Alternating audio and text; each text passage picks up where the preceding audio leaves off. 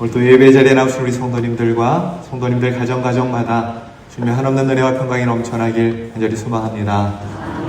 오늘 본문에서는 우리가 질그릇이라고 말하고 있습니다. 질그릇은 흙으로 만든 그릇, 즉 토기를 말하는 것이죠. 질그릇은 사실 천한 그릇, 흔한 그릇, 값어치가 없는 그릇입니다. 인간이 그렇다는 것이지. 여기서 질그릇은 1차적으로 사도 바울을 뜻합니다. 사도 바울은 참 볼품이 없는 외모를 가지고 있었어요. 언변도 어눌한 사람이었고 몸에 각종 질병을 가지고 있는 인간적으로 보면 정말 무가치한 사람이었습니다. 2차적으로 보면 이 질그릇은 우리 모두를 나타내는 말입니다. 여러분, 하나님께서 인간을 무엇으로 창조하셨습니까? 흙으로 창조하셨죠. 그러니까 우리가 질그릇이라는 말은 우리 인간의 가치가 흙처럼 무가치하다라는 뜻인 것입니다.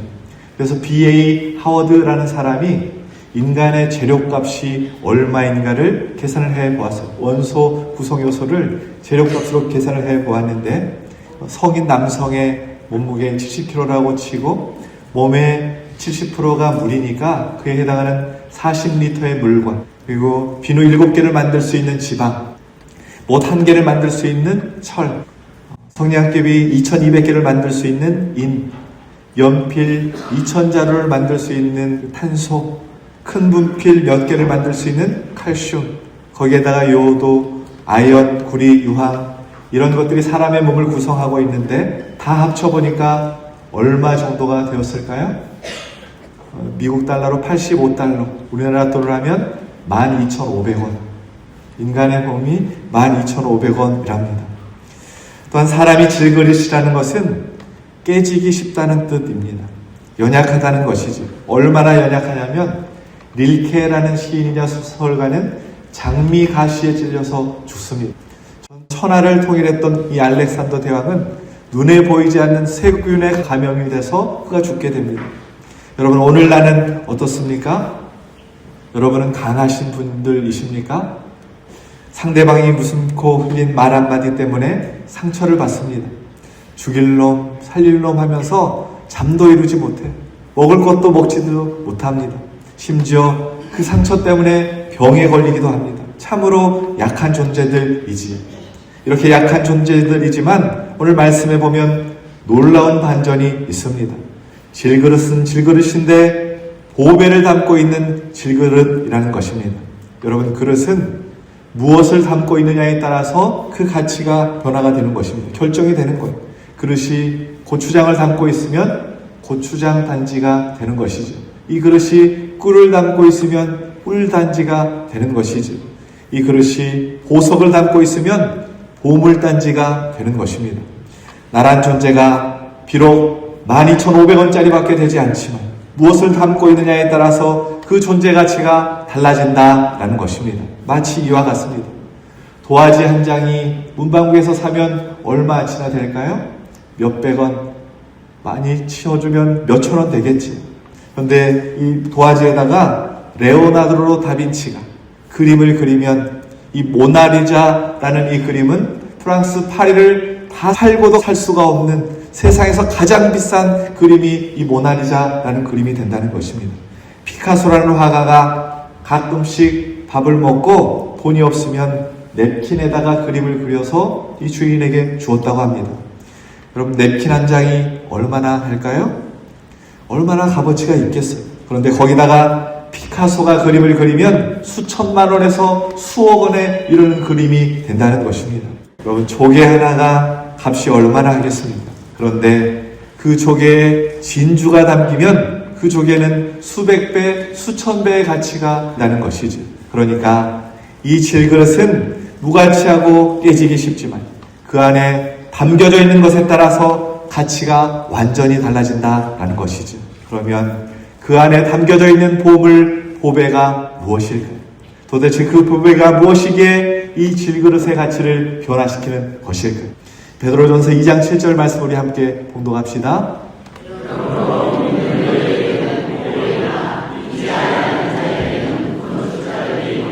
그 돌이 모퉁이의 머리털이 되고, 아멘. 그 보배가 바로 예수 그리스도라는 것입니다. 골로새서 2장 2절 3절 말씀 함께 봉독합시다. 이는 그들로 마음의 위안을 갖고 사랑 안에서 연합하여 확실한 이해의 모든 풍성함과 하나님의 비밀인 그리스도를 깨닫게 하려 하느니 그 안에는 지혜와 지식의 모든 보화가 감추어져 있느니라. 아멘.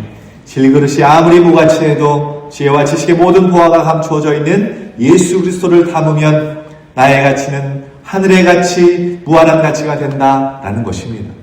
여기서 보배에 해당하는 원어는 보석을 뜻하는 단어입니다. 보석에는 세 가지가 있어야 하는데, 보석이 되려면 세 가지가 있어야 하는데, 첫째는 희소성이랍니다. 두 번째는 아름다움입니다. 그리고 마지막은 이 두 가지보다 더 중요한데 바로 강도, 단단함입니다. 아무리 아름답고 아무리 희소성이 있다고 할지라도 그냥 부서져 버리면 보석이 될 수 없다는 것이지.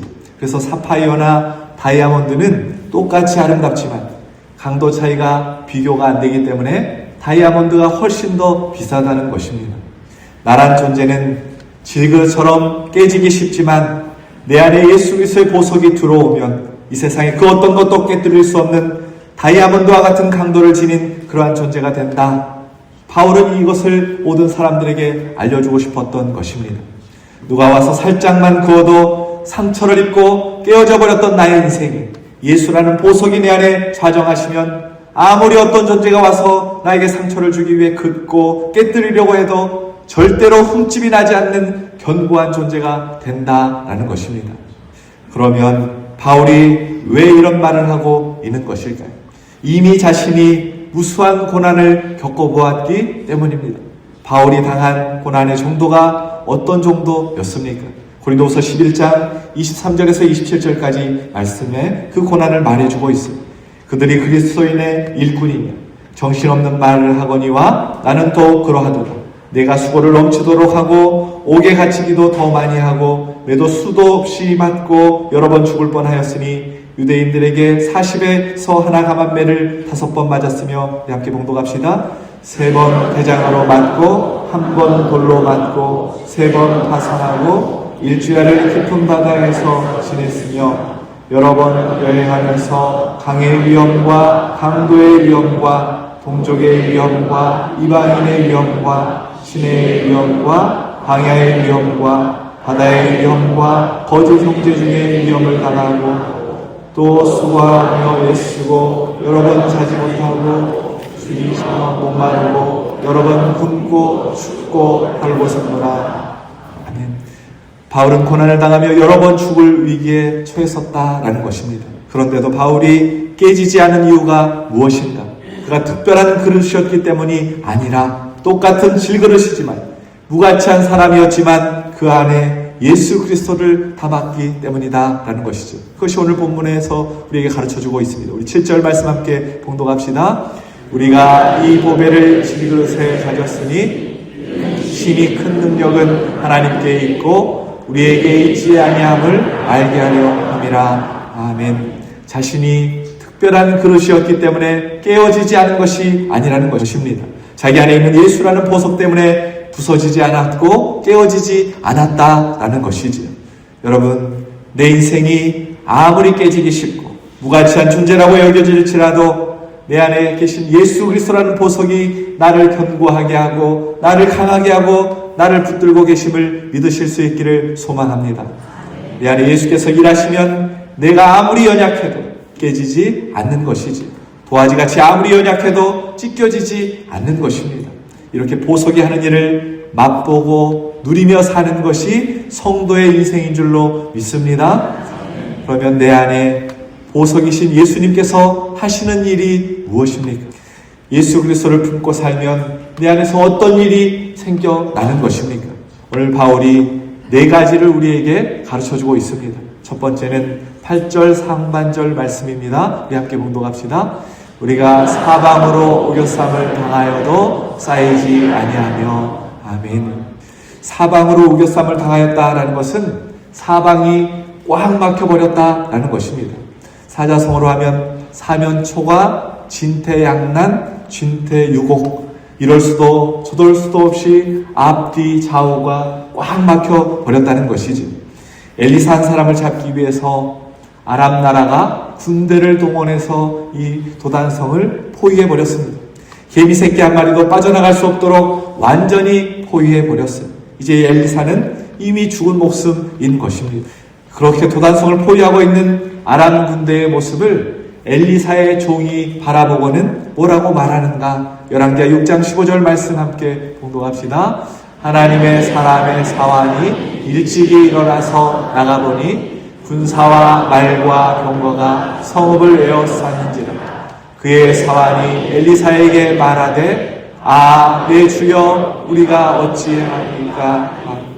엘리사의 종이 그 모습을 보고는 두 다리에 힘이 풀려서 이제 죽었구나, 이제 끝났구나 즉시 좌절했다는 것입니다. 여러분, 사람이 갇히게 되면, 포위당하면 살 수 있는데도 불구하고 소망을 잃어버리고 불안감과 두려움 때문에 극심한 스트레스를 받고 죽는 사람이 많다는 것입니다. 그런데 이 엘리사는 아무리 대적이 자기를 둘러싸도 대적보다 크신 하나님을 바라보는 보석 믿음으로 그가 살았습니다. 다윗도 이 고백을 하고 있어요. 시편 3편 5절 6절 말씀 함께 봉독합시다. 내가 누워 자고 깨었으니 여호와께서 나를 붙드심이로다. 천만인이 나를 에워싸 지친다 하여도 나는 두려워하지 아니하리이다. 아멘. 하나님은 나를 에워싸는 천만인 수천만 명의 대적보다 크신 분이라는 것이지. 이 하나님을 믿는 것이 보석 믿음인 것입니다. 다윗의 이 믿음대로 하나님께서 다윗을 지켜주셨다라는 것이지. 출애굽한 이스라엘 백성들이 사방으로 우겨쌈을 당하게 됩니다. 앞에는 넘실거리는 홍해바다가 저들을 기다리고 있고 뒤에서는 애국 군대가 바짝 추격해 오고 있었습니다. 이제 홍해바다에 빠져 죽든지 아니면 바로 군대의 칼에 죽을 수밖에 없는 상황이었습니다. 그런데 우리 하나님께서 어떻게 하시는가? 출애굽기 14장 15절 말씀, 지팡이를 들고 손을 바다 위로 내밀어 그것이 갈라지게 하라. 이스라엘 자손이 바다 가운데서 마른 땅으로 행하리라. 하나님께서 이렇게 말씀해 주세요. 여러분, 하나님께서는 이스라엘 백성들을 절망의 바다에서 길을 내심으로 죽음의 바다에서 생명의 길로 인도해 주셨다라는 것입니다. 사랑하는 여러분, 우리의 인생을 포위하고 있는 염려나 걱정거리들, 자녀 문제, 건강의 문제, 관계 문제, 심지어 암덩어리라고 할지라도 그보다 크신 하나님, 문제보다 크신 하나님을 우리가 바라볼 때 하나님께서 우겨쌈을 당하지 않도록 인생의 탈출구를 내어주실 줄로 믿습니다. 내 인생이 앞뒤 좌우 다 막힌 것 같아도, 끝난 것 같아도 하늘길이 열려있음을 믿으시고 살아가는 보석 믿음의 사람들이 우리 유독교 모든 성도님들 되시길 예수 그리스도의 이름으로 축원합니다. 두 번째, 내 안에 보석이신 예수님께서 하시는 일이 무엇인가? 8절 하반절 말씀 함께 공독합시다. 답답한 일을 당하여도 낙심하지 아니하며. 아멘. 답답한 일이라는 것은 쉽게 말씀드리면 억울한 일, 황당한 일을 당했다라는 것입니다. 우리가 살다 보면 정말로 억울한 일을 만날 때가 있습니다. 사람이 억울한 일을 당하고 누명을 쓰면 그걸 풀려고 노력합니다. 그런데 그것이 잘 풀리나요? 잘 풀리지 않지요. 이 억울함이 잘 풀리지 않으면 사람들은 그때 죽음을 선택합니다. 죽음으로라도 나의 이 억울함을 풀려고 한다는 것이지요. 그러나 하나님의 백성들은 아무리 억울하고 답답한 일이 생겨도 결코 죽지 않습니다. 요셉을 한번 보세요. 아버지의 사랑을 한 몸에 받으며 자랐지만 형들에게 억울하게 애굽의 노예로 팔려가게 됩니다. 노예로 끌려가는 그의 앞날이 정말로 답답해 보였습니다. 또한 애굽에서 보디발의 집에 신임을 받고 가정총무로 일하고 있는데 그 안에 보디발의 아내의 농락을 받고는 억울하게 누명을 쓰고 감옥에 또 갇히게 됩니다. 그의 인생에 답답한 일들만 계속되었다라는 것이죠. 그런데 요셉이 낙심하지 않습니다. 원망하지 않고 신세한탄하지 않습니다. 어떻게 그것이 가능한 것일까요? 요셉은 보석이 있었습니다. 요셉은 늘 하나님과 함께함으로 소망을 잃지 않고 그가 살았다라는 것이죠. 남아프리카 공화국에 넬슨 만델라라는 사람이 있습니다. 이분이 인권운동을 하다가 그만 이 적들에 의해서 억울하게 감옥에 갇히게 됐어요. 감옥에 갇혔는데 무기징역 선고를 받습니다.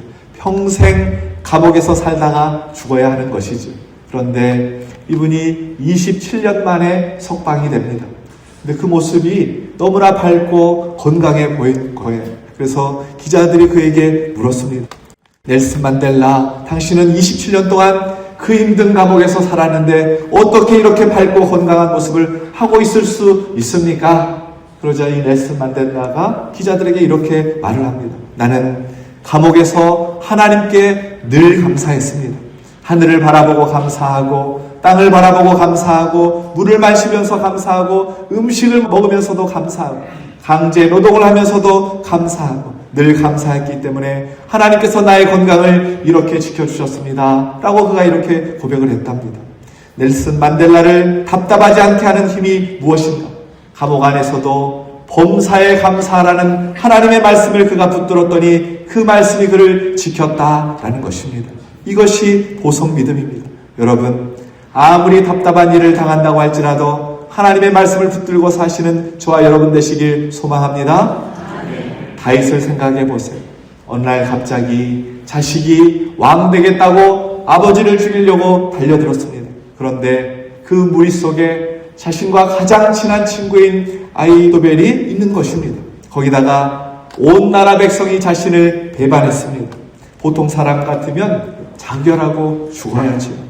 그런데 다윗은 죽지 않습니다. 왜냐하면 다윗은 사람을 의지하는 사람이 아니었기 때문입니다. 다윗은 자기 자식도 친구도 백성들도 의지하지 않았습니다. 그는 오직 하나님만 붙들었습니다. 그래서 세상이 다 그를 배반해도 다윗은 하나님만을 나의 목자 삼고 소망 삼았기 때문에 답답한 일을 당하여도 낙심하지 않았다라는 것입니다. 그러니 여러분, 자식을 너무나 믿지 마세요. 친구 믿지 마세요. 남편도 믿지 마세요. 아내도 믿지 마세요. 의심하지 말라는 말이 아니에요. 기대하지 말라는 말입니다. 목사님, 저도 저밖에 모르고 살아갑니다. 목사님, 저도 나밖에 모르고 사는데 나 아닌 타자가 나를 위해서 희생하고 잘해준다? 여러분, 그런 꿈도 꾸지 마십시오. 여러분이 믿고 기대하는 만큼 실망도 그만큼 반드시 크게 될 것입니다. 내 주변에 있는 모든 사람들은 사랑하라고 섬기라고 보내주신 사람들인 것이죠. 소망하고 신뢰의 대상은 오직 하나님 한 분밖에 없는 것입니다. 다윗처럼 오직 하나님만 나의 소망 삼고 나의 목자 삼고 살아가시는 저와 여러분 되시길 주님의 이름으로 축원합니다. 세 번째로, 내 안에 보석이신 예수님께서 하시는 일이 무엇인가? 9절 상반절 말씀 함께 공독합시다. 박해를 받아도 여기서 박해는 우리가 당하는 모든 고난을 의미합니다. 갑자기 찾아온 물질의 문제, 질병의 문제, 건강의 문제, 자녀의 문제 등등 이런 고난을 당하게 되면 우리는 하나님이 나를 버리신 것은 아닌가? 대체로 이렇게 생각을 하게 됩니다. 여러분, 그러나 그렇지 않습니다. 사도 바울은 복음 때문에 얼마나 많은 고난을 그가 당하게 되었습니까? 바울이 1차 선교 여행을 할 때 루스드라에서 복음을 전하는데 사람들이 얼마나 흉악한지 돌을 들어서 바울을 쳐 죽였습니다. 그리고 그 죽은 시체를 성 밖에다가 내다 버렸어요. 바울은 그렇게 죽게 되고 버림받은 줄 알았지만 그렇지 않았습니다. 그 죽음의 순간에 바울이 어디를 가냐면 3층천을 다녀옵니다. 천국을 그가 경험을 하는 것이지. 이 세상의 가장 깊은 버림의 순간, 가장 가까이에서 하나님을 만나게 되는 축복을 그가 누리게 된 것이지. 여러분, 이것이 바로 고난 가운데 주시는 하나님의 은혜입니다. 내 인생의 깊은 고난의 골짜기에서 보석이신 하나님을 더 깊이 만나게 된다라는 것이지요. 이런 은혜가 저와 여러분에게도 있기를 소망합니다. 다니엘의 세 친구 사드락, 메삭, 아벳느고가 금신상에 절하지 않았다는 이유로 풀무불에 빠지게 됩니다. 그렇게 죽게 되는 것이죠. 질그릇은 용광로에 들어가면 다 타고 사라지는 것입니다. 그런데 그들이 죽지도 않고 타지도 않은 거예요. 용광로에 들어갔는데도 아무런 해도 받지 않고 나오게 되는 것입니다. 왜냐하면 그 안에 들어간 사람은 세 사람이었는데 네 사람이 걸어 다니는 것입니다. 네 번째 존재가 하나님이셨다라는 것이지. 내 인생의 가장 깊은 고난의 자리, 그 처절한 자리에 하나님이 함께 계셨다라는 것입니다. 보석이신 하나님은 절대로 우리를 버리지 않으신 줄로 믿습니다. 사도 바울이 고백하고 있어요. 로마서 8장 18절 말씀 함께 봉독합시다.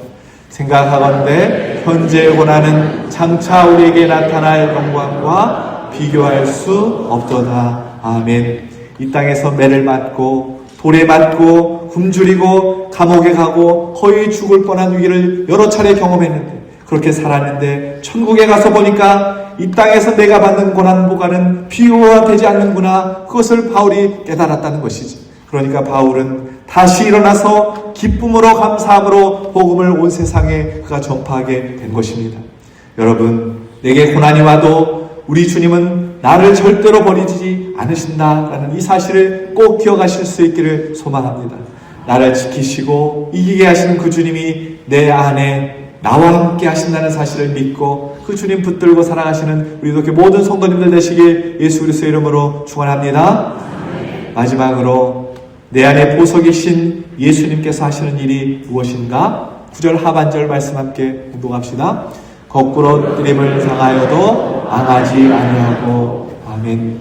거꾸로 뜨림을 당한다는 것은 핍박이 극에 달해서 짓밟히고 내침을 받게 된다라는 말씀입니다. 그런데 하나님을 믿는 성도는 아무리 만신창이가 되어도 얻어맞고 쓰러져도 결코 망하지 않습니다. 왜냐하면 주님이 일어나도록 힘주시고 우리를 붙들어 주시기 때문입니다.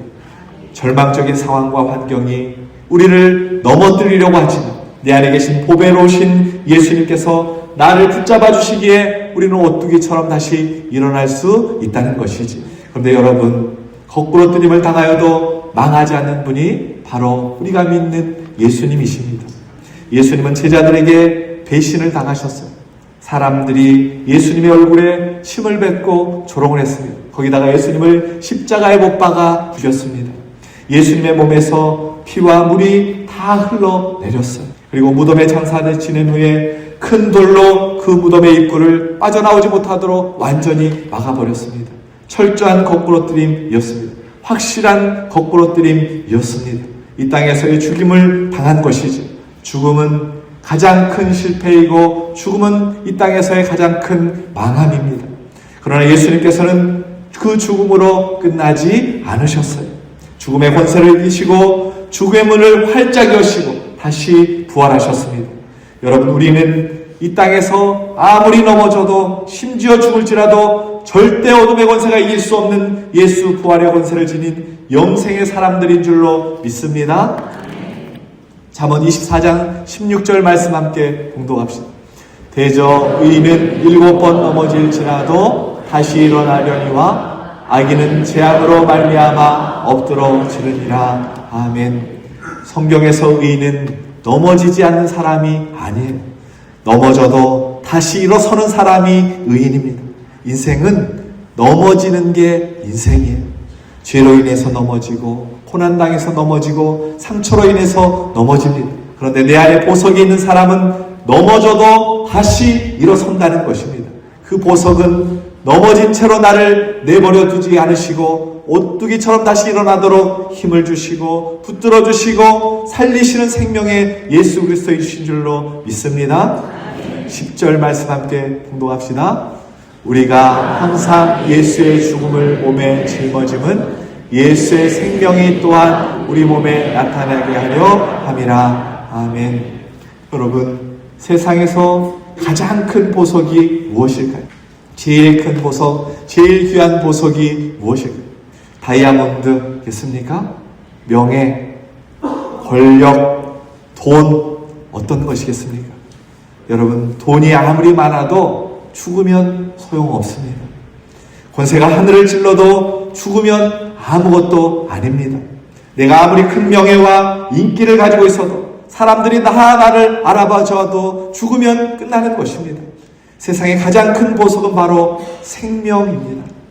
그래서 참된 복음이 무엇인가? 예수를 믿고 부자 되는 것, 건강해지는 것, 형통해지는 것, 물론 그러면 좋지요. 그러나 그것이 참된 복음이 아닙니다. 참된 복음은 예수를 믿고 죽음의 권세를 이긴 생명의 권세, 부활의 권세를 얻게 되는 것인 줄로 믿습니다. 내가 오늘 생명을 얻게 되는 것, 예수 그리스도를 믿고 생명을 얻게 되는 것이 가장 참된 복음이라는 것이지.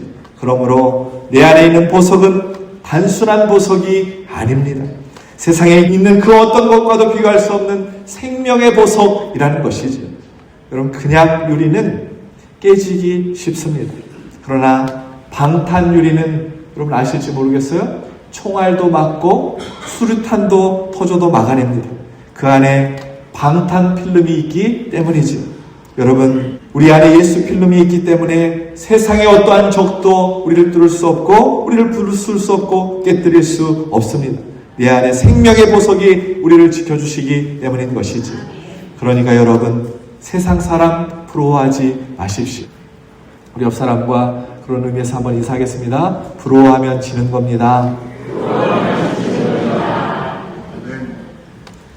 여러분, 세상 사람과 비교해서 내 인생은 왜 이런가 부러워하면 지는 거예요. 가장 귀한 보석, 생명의 보석, 예수 그리스도의 보석이 내 안에 있다라는 것이지. 전에 교회 원로 목사님께서 담임 목사님 시절에 젊은 여자 집사님에게 어떤 일을 맡기셨어요. 그랬더니 그 집사님이 하는 말이, 목사님, 전 못해요, 이렇게 얘기를 했다는 거예요. 그랬더니 목사님께서 이 젊은 집사님에게 뭐라고 하셨을까요? 내가 봐도 너 못할 것 같다, 그만둬라, 그러셨겠습니까? 아니야, 자기가 하는 게 아니야, 하나님이 하시는 거야, 그렇게 말씀해 주셨답니다. 여러분, 한번 따라 하겠습니다. 하나님이 하십니다. 여러분, 맡겨진 그 일 질그릇이 하는 것이 아닙니다. 내 안에 보석이 하는 것입니다. 나는 할 수 없지만 하나님이 하시면 할 수 있다는 그 믿음, 이것이 보석 믿음인 줄로 믿습니다. 여러분, 도화지를 자랑하면 안 됩니다. 자기 위에 새겨진 그림을 자랑하는 것이죠. 질그릇은요, 질그릇을 자랑하면 안 됩니다. 12,500원짜리 자랑할 게 뭐가 있겠습니까? 담겨진 보석을 자랑하는 것이지요. 바라옵기는 남은 인생 살아가실 때 내 안에 담겨진 보석, 예수님만 자랑하고 살아가시는 우리 유독교 모든 성도님들 되시길 예수 그리스도의 이름으로 축원합니다.